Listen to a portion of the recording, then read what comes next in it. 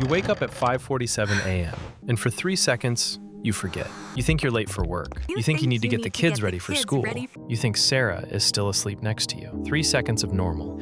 Then the fluorescent light hums, and the guy above you shifts, and it all comes back like cold water. You're still here. 7 years, 4 months, 12 days. Today is the last one. You have a garbage bag with everything you own. A toothbrush, 2 changes of clothes, a photo your daughter Emma drew on with crayon when she was 4 that you've kept flat under your mattress this whole time. Tyler is 11 now. Emma is 9. Liam just turned 7 last month, and you weren't there, same as the 6 birthdays before it.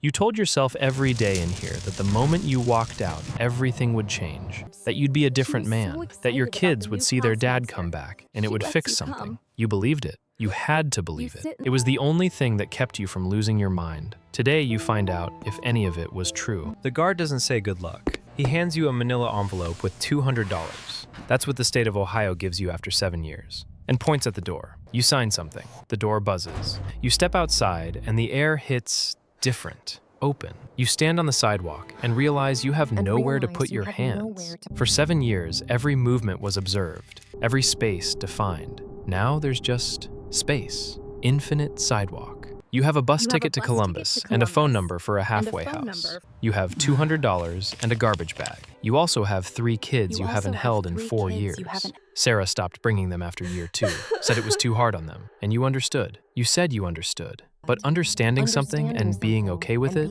are 2 different things. You get on the bus. An old woman 2 seats away looks at you and looks away. You're wearing the clothes they gave you. They fit like they were made for someone else. Everything about you right now looks like what you are. You can feel it on you like a smell. You wonder if it ever goes away. The halfway house smells like industrial cleaner, and something under it you can't name. 8 men live here. You don't ask their stories, and they don't ask yours. Rules are posted in the kitchen. Curfew at 10 p.m., no alcohol, no drugs. Job search documentation required weekly. Your room is the size of a large closet, with a single bed and a window facing a brick wall. First room that's been yours alone in 7 years. You sit on the edge of the bed and feel something you can't quite name. Not happiness, not sadness, something like the absence of noise. You call Sarah that night. It rings 4 times and goes to voicemail. You don't leave a message. What do you say? Hey, it's me. I'm out. Can I see the kids? Hey, Tyler. Hey, Emma. Hey, Liam. Sorry about the last 7 birthdays. Sorry about every school play. Every nightmare you had at 2 a.m. when you reached for someone and nobody was there. You put the phone down. Tomorrow you start looking for work. You have $183 left. The clock says 8:14 p.m. You have to be in by 10. You are 34 years old and you have a curfew. Every job application asks if you've been convicted of a felony. You check yes. Retail, warehouse, delivery, dishwasher. You check yes and wait. And either nothing comes back or someone calls sounding interested until the background check runs. And then the calls stop. 2 weeks in, 41 applications, 3 callbacks, 0 offers. Your parole officer, Henderson, looks at your paperwork like it offends him. He tells you to try harder. The $200 is gone. Halfway House takes $150 a week, leaves you $50 for everything else. You eat from a food bank 2 blocks away. The volunteer there always says, "God bless you, honey." And you realize it doesn't matter if she knows what you are. You're hungry either way. You call Sarah again. This time she picks up. Her voice is careful, not cold, just careful, like she's holding something fragile. She says the kids know you're out. She says Tyler has a lot of feelings about it. She says she needs more time. You say, okay. You hang up and sit in a gas station parking lot for 40 minutes doing nothing at all. Tyler calls you on a Tuesday. You almost don't pick up. You don't recognize the number. His voice is deeper than you expected. Not a little kid voice.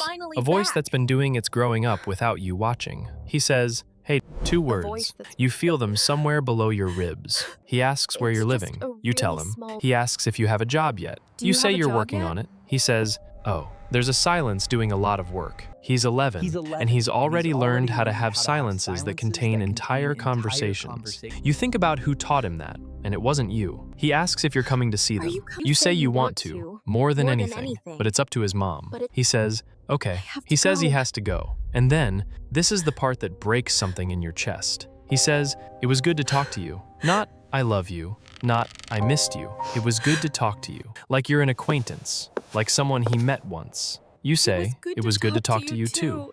And you mean it completely, and it still sounds wrong, like a language you've forgotten how to speak. You get a job at a warehouse, night shift, $14.50 an hour, loading trucks. Your body adjusts. That's the thing nobody tells you, how you can get used to almost anything when you have to. One coworker, Marcus, asks on your third week where you did your time, not if, where. He did 6 in Michigan. He says it never really leaves you, not the memories, but the way you move through the world, always slightly wrong for the space you're in, like furniture from one house that doesn't fit in another. You save $300 your first month. Feels like nothing and everything. You send Sarah $100 for the kids. She texts back, "Thank you," with no punctuation. You read it 14 times trying to find what's underneath. You call her on a Sunday and she actually talks to you for 20 minutes. Emma's school play, Liam's starting soccer, normal conversation. You sit in your car after and realize your hands are shaking, not from fear, from how much a normal conversation costs when you've been starving for one for 7 years. Emma calls 2 months in. 9 years old, talking like she rehearsed. She tells you about her class hamster named Peanut. She says her favorite color is now green. It used to be purple. Did you know that? You didn't.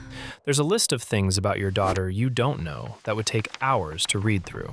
Her favorite color, what she looks like scared, whether she still sleeps with a stuffed bear. She asks if you're coming to her school play in 3 weeks. Real part, she says, with lines. Your throat closes. You say you'll try. She says, okay, in a voice that already knows what try means when a parent says it. You call Sarah immediately. Please let me come. Not dramatic, just clear. She's quiet. She says she'll think about it. She says the kids need stability. She says she's not sure what you coming around does to that. You don't argue.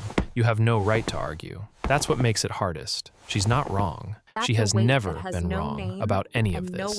That's a weight that has no name and nowhere to put it down. She lets you come. You sit in the back of the school auditorium, in a plastic chair, in a button-up you bought at Goodwill for $11, and you watch your daughter walk onto a stage in a blue dress and say her lines in a clear, strong voice. And you cry, real crying. 7 years of it. The woman next to you quietly hands you a tissue without looking at you, and it might be the kindest thing anyone has done since you got out. Liam is there, 7 years old, sitting with Sarah, keeps looking over his shoulder at you with huge eyes like he's checking if you're real. At intermission, Sarah brings him over. He stands 2 feet away and stares. You crouch to his level. You say, "Hey buddy." He says, "Are you really?" You say, "Yes." He thinks about this. Then he reaches out and touches your arm like he's checking. Then he goes back to Sarah. Tyler is there, but sits far away and doesn't come over. You don't push it.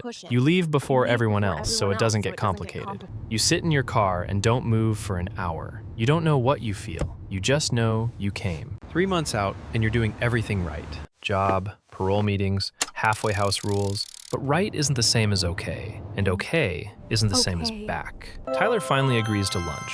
Just the 2 of you, at a Subway near his school. He orders, you pay. You sit across from each other, and he aims his eyes somewhere near your shoulder. He asks what it was like in there. Not to hurt you, genuinely, straight and clean. You answer honestly, because he's earned that. You tell him it was the worst thing you've ever done to yourself, and to them. He nods. He eats his sandwich. He says, I was really angry at you for a long time.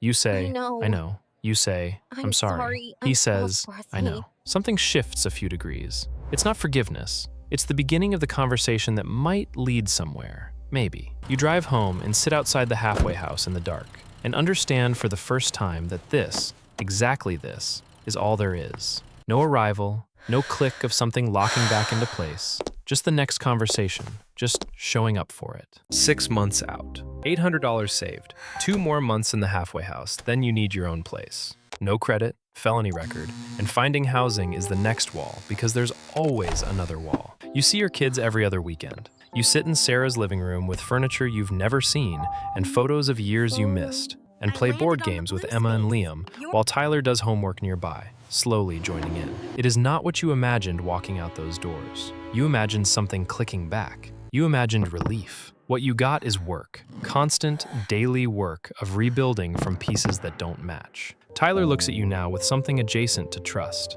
Emma calls every Sunday. It doesn't fix anything. Nothing fixes what broke, but you show up. You show up and you don't stop showing up. And you hope that one day it's enough. Nobody promises you it will be.